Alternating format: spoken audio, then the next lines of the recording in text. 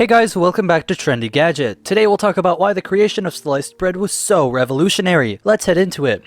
For nearly 3,000 years, we've eaten bread, and we haven't merely eaten it, it's been the crown jewel of our diet. By the earliest 20th century, bread made up nearly one-third of the American average's daily caloric intake. Throughout most of history, we either baked the bread ourselves or bought it from bakers in giant solid loaves, until one man revolutionized the way we consumed it. On the surface, sliced bread seems pretty simple, but it didn't come easily. It's an invention that endured tremendous hardships, tragedy, and years of innovation before hitting the shelves in 1920. It even toughed out a government ban during World War II, and it began with a tenacious inventor named Otto Rohwedder, the unconquerable slicer. Born in 1880 to German immigrants, Otto Rohwedder experienced a rare breed of entrepreneurship early on. After spending his childhood in Davenport, Iowa, tinkering with small chunks of wood on rudimentary tools, he moved to Chicago at age 20 and earned a degree in optometry. A year later, he changed professions entirely and began an apprenticeship with a local jeweler. In 1905, he settled in St. Joseph, Missouri. Here, he excelled. Over the ensuing 7 years, he acquired 3 jewelry shops and began inventing new tools and machines with his modest profits. At the time, all loaves of bread were sold whole, so as to preserve freshness. But Rohwedder began to overhear a familiar complaint among housewives. Slicing bread was burdensome, time-consuming, and sometimes even perilous. Hardened stale loaves require very sharp knives. What if, ruminated on Rohwedder, there was a machine for bakers to pre-slice bread? Trusting the great potential in this hypothetical invention, he immediately set out to conduct some market research. He put together a brief questionnaire for the purpose of determining a thickness of slice which would be most nearly universal in acceptance, and placed it as an ad in several large newspapers. Over the course of a few months, he managed to cull responses from around 30,000 housewives. He found work as an investment and securities agent to support his family, slowly rebuilt his funds, and sought out investors to back his idea. By 1927, he'd built another bread slicing machine, one much better than his first a decade earlier. This time, instead of using pins, the machine tightly wrapped the sliced loaves in wax paper, both securing the individual pieces and keeping them fresh. A year later, he filed a patent for a single-step bread slicing machine and formed his own company, Macro Sales and Manufacturing, to scale the production of his invention. A 1928 issue of Modern Mechanics described the device's ingenuity. 2 banks of thin, sharp steel blades are utilized. The cutting edges are all in the same plane and alternated so that while one blade moves upward, its immediate neighbor moves downward. As the blades pass through the soft bread, the loaf closes immediately behind the blades and keeps the air out. These perfect surfaces fit snugly against each other and adhere surprisingly, thus retaining the freshness of the loaf. Despite early praise, when it came time to sell the machine to bakeries, Rohwedder was scoffed at. For several months, nobody showed any interest in the device, which at 5 feet wide by 3 foot high, it was perceived to be too bulky and too complex for everyday bread production. On a last resort whim, Rohwedder asked his friend Frank Bench, a baker on the brink of bankruptcy, if he'd give the slicer a shot. Though it was a substantial investment, Bench reluctantly agreed. When no one else in the world would give my father's machine a try, Rohwedder's son told the Charlotte Constitution Tribune years later, Frank Bench did. The massive machine was installed in Chillicothe, Missouri at the Chillicothe Baking Company, and on July 7th of 1928, the first loaf of commercially sliced bread was sold. The sliced loaves, produced with the name Clean Made, were immensely popular and excited glowing reviews from the press. So neat and precise are the slices, and so definitely better that anyone could possibly slice by hand with a bread knife, that one realizes instantly that there is a refinement that will receive a hearty and permanent welcome. After all, the idea of sliced bread is not like the idea of ground confit, sliced bacon, and many other modern and generally accepted products, which combine superior results with the saving of time and effort. A full-page ad in Constitution Tribune proudly stated that sliced bread was the greatest forward step in the baking industry since bread was wrapped, a phrase which was eventually hacked into the modern day saying the greatest thing since sliced bread, since the 1950s to applaud exceptional inventions. Frank Bench, the bankrupt baker who's taken a chance on Rohwedder's machine, was handsomely rewarded. Within 2 weeks, his bread sales has increased by 2,000%. We are confident in the belief that the real possibilities of sliced bread have scarcely been scratched, wrote Rohwedder in a 1930 issue of New South Baker, a bakery journal. I have seen enough bakers benefit in a big way from sliced bread to know that the same results can be attained by any baker anywhere if he goes to the matter correctly. A good loaf, a proper presentation of sliced bread to the grocers, and a truthful, clean advertising program based upon successful experiences, and the baker can build his business far beyond what he could do without sliced bread. In late 1930, the New York-based Continental Baking Company used Rohwedder's machines to build an entire business around sliced bread. Backed by exceptional marketing, their product, Wonder Bread, brought the popularity popularity of sliced bread to new peaks. In 1933, nearly every reputable bakery in the country had at least one of Roeder's bread slicing machines installed in its production room, and 80% of the bread produced in America was sliced. Smitten with his success, Roeder sold his patent rights to industrial machinery company Micro Westco. He later joined on as an employee, eventually retiring in 1951 as a vice president of sales. Today, in an era saturated with fantastical flashy inventions, sliced bread is often forgotten, but its importance shouldn't be dismissed. Though the device itself was hardly the most revolutionary thing in history, the persistence of its creator through lost hardship and doubt is still remembered. Deeming something to be the greatest thing since sliced bread is a testament to its ingenuity, but also to the indefatigable spirit of invention. It's a testament to the decades Otto Roeder spent toiling in his workshop, to his refusal to give up, and it is a tip of the can to a man who believed that he could change the world, one slice at a time.